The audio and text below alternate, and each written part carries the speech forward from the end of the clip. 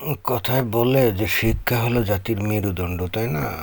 তো এখন বাংলাদেশের সেই শিক্ষা ব্যবস্থাটাকে এমন করে ফেলা হয়েছে যে মেরুদণ্ড তো তৈরি হচ্ছেই না, পরজীবী তৈরি হচ্ছে আর কি। এবং একই সঙ্গে যেটা বলতে হবে যে শেখ হাসিনা তার 15-16 বছরের শাসন আমলে যে মহাভুলটা করে অতপর প্রচণ্ড অপমানিত হয়ে নিগৃহীত হয়ে এই বাংলাদেশ ছেড়ে উনি এখন জীবন বাঁচানোর জন্য যে ভারতে চলে গেছেন না, যে যে অপকর্মটা করে, ওই একই অপকর্ম দেখা যাচ্ছে যে এই এখন বিএনপি নামক দলটা ক্ষমতায় গিয়ে আবার শুরু করে দিয়েছে। শেখ হাসিনার পতনের একেবারে প্রথম এবং প্রধান কারণ ছিল ও হুজুরদেরকে মাথায় তুলে নিয়ে না আসা, তাই না? যে হেফাজতিদেরকে মাথায় তুলে নিয়ে না আসলো না, তারপরে ওই কওমি শিক্ষার মান করে দিল, বাড়িয়ে দিল, তাই না?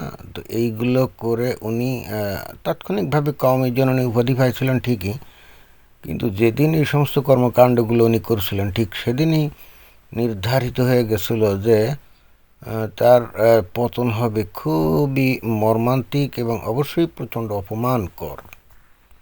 শেখ হাসিনার বিরুদ্ধে যখন আন্দোলন হয়েছিল সবচাইতে বেশি ভূমিকা কারা রাখছিল? মাদ্রাসা মাদ্রাসার পোলাপান এবং একই সাথে মাদ্রাসা থেকে পাশ করা লোকজন, যারা নাকি ঢাকা বিশ্ববিদ্যালয় বা অন্যান্য বিশ্ববিদ্যালয়ে ভর্তি হয়েছিল তারাই, অর্থাৎ ইসলামপন্থী লোকজনের হাতেই তো এই শেখ হাসিনার পতন ঘটছে, তাই না? বিশ্ববিদ্যালয় থেকে পাশ করা বা পড়ুয়া যে ছেলেফেলেগুলো যে সমন্বয়ক হয়েছিল, তাই না? পরে এনসিপি দলটল গঠন করলো, যে কয়টা ওই লিডার না, সবগুলোর ব্যাকগ্রাউন্ড কিন্তু মাদ্রাসা। ওরা প্রথমে যে দাখিল মাদ্রাসায় পাশ টাস করে তারপরে এসে কিন্তু এই যে বিশ্ববিদ্যালয়ে ভর্তি হয়েছিল, এবং এরাই পরবর্তীতে এই আওয়ামী লীগের পতন ঘটায়, তাই না? অর্থাৎ তার ব্যাকগ্রাউন্ড ছিল কিন্তু মাদ্রাসা, অর্থাৎ ইসলাম। তো এখন এই ইসলামপন্থীদেরকে খুশি করার জন্যই তো শেখ হাসিনা তার 15-16 বছর আপ্রাণ চেষ্টা করে গেছেন এবং বিরোধী দলকে উনি রাজনীতি করার সুযোগ দেন নাই। পরে তার পতন ঘটেছে কিন্তু সেই ইসলামপন্থী দলের হাতে, তাই না? খুশি করতে গিয়ে কি না উনি করছেন, এই হেফাজতিদেরকে খালি যে উনি মাথায় তুলে নাচছেন তাই না, তাদেরকে শত শত বিঘা জমি, এই যে চিটাগাঙে সরকারি যে জমি অর্থাৎ রেলওয়ের, এই হেফাজতিদেরকে দিয়ে দেওয়া হয়েছে। তারপরে কি করেছেন উনি? করেছিলেন যে ওই হুজুরদেরকে লেলিয়ে দিয়েছিলেন যে গোটা বাংলাদেশে ওয়াজ নসিহত করে বাংলাদেশকে ধার্মিক বানাও। আর কি করছিলেন? সরকারি টাকা খরচ করে উনি 550 না 650 কয়টা জানি উনি মসজিদ বানিয়ে দিয়েছিলেন, না মডেল মসজিদ। তো এই মডেল মসজিদে যে ওই ইমাম এবং মুয়াজ্জিন চাকরি করে, ধরেন যে দুইজন আমি যদি ধরি, এই যদি 600টা মসজিদ উনি করেন তাহলে সেখানে কত? ইমাম আর মুয়াজ্জিন মিলে 6 দুগুণে কত? 1200 লোক হবে না? এই 1200 লোকের একটাও কিন্তু এ শেখ হাসিনার পতনের বিরুদ্ধে ছিল, একটাও ছিল না। সবাই কিন্তু পতনের পক্ষে ছিল, অর্থাৎ শেখ হাসিনার যাতে পতন ঘটে এর জন্যই কিন্তু এরা কাজ করছে এবং এরা ফতোয়া জারি করছে, মানুষকে উদ্বুদ্ধ করছে। অর্থাৎ ইসলামীকরণ করতে গিয়ে উনি ওনার নিজের পতন নিজে ডেকে আনছিলেন, তাই না? এই যে বিএনপি কিন্তু সে একই ধারায় রয়ে গেছে বা যাচ্ছে। এখানে যে খবর বের হয়েছে কি, যে শিক্ষা জোরদারে, কি শিক্ষা? নৈতিক শিক্ষার জোরদারে 9,000 ধর্মীয় শিক্ষক নিয়োগের পরিকল্পনা। এমনিতেও তো ওই প্রত্যেকটা স্কুলে কি ধর্ম শিক্ষক আছে না? আছে তো, প্রত্যেকটা স্কুলে কিন্তু ধর্ম শিক্ষক আছে। ওই যে যারা নাকি মাদ্রাসা থেকে পাশ করে আসছে, স্কুলে ধর্ম পড়ানোর জন্য তো তাদেরকে শিক্ষক হিসেবে নিয়োগ দেওয়া হয়েছে। তাহলে এখানে নৈতিক শিক্ষা দিতে গেলে যে ধর্ম শিক্ষকগুলো আছে তারাই তো না, না? নতুন করে এক্সট্রা আরও 9,000 ধর্মীয় শিক্ষক কি তারা কি মানে ওই যারা নাকি ধর্ম পড়ায় তার বাইরে নাকি না ওরকমই কিছু কি জানি, বাট নৈতিক শিক্ষা জোরদারে 9,000 ধর্মীয় শিক্ষক নিয়োগ করবে। তো এরা কি নীতি শিক্ষা দিবে?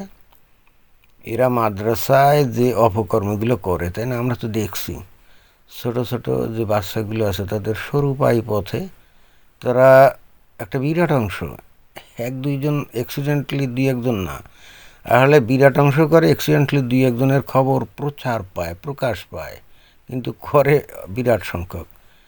তো কী কাজটা করে? ওই যে ছোটো ছোটো বাচ্চাদের সরু পাই পথে তারা অলৌকিকভাবে তাদের বৃহৎ ইমানদণ্ড প্রবেশ করায়, তাই না?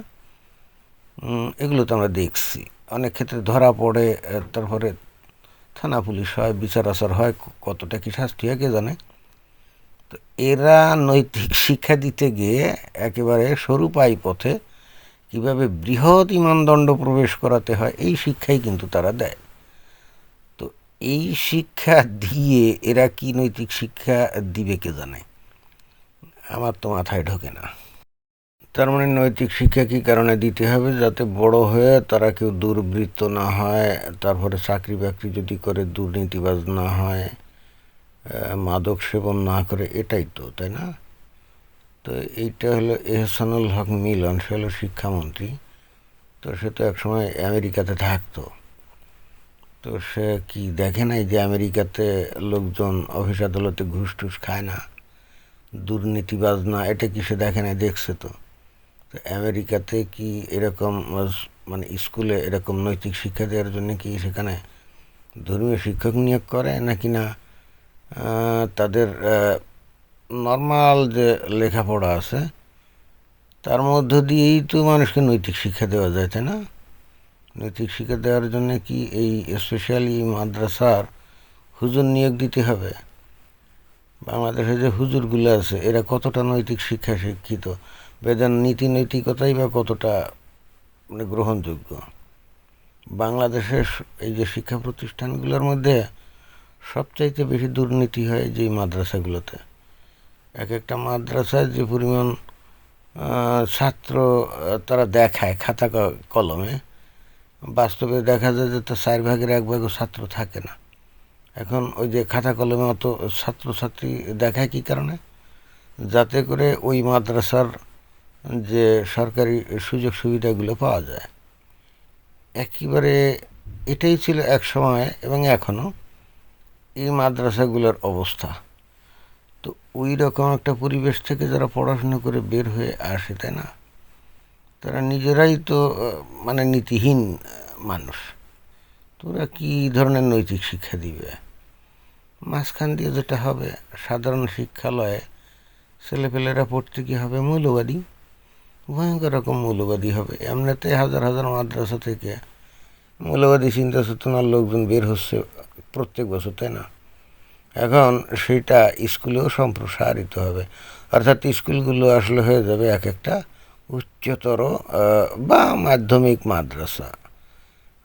বিষয়টা তো তাই, তাই না? একেবারে বাচ্চাদেরকে অল্প বয়সেই মোটামুটি রেডিকালিজম শিক্ষা টিকা দিয়ে একটা পরিচয় এমন হবে যে এরাই রাস্তায় নেমে আন্দোলন করবে এই দেশে ইসলামী শাসন কায়েমের জন্য, এবং এই যে কোটটাই পরে এসে যে নৈতিক শিক্ষার জন্য মাদ্রাসা থেকে পাশ করে লোক নিয়োগ দিবে না, তো ওরা কিন্তু এই যে কোটটাই পরা, এই যে আধুনিক পোশাক পরা, এদেরকে কিন্তু ঝেঁটিয়ে বিদায় করবে, এবং সেটাই আসলে এদের কপালে আছে। অন্তত আমার তো সেটাই মনে হয়। ধন্যবাদ।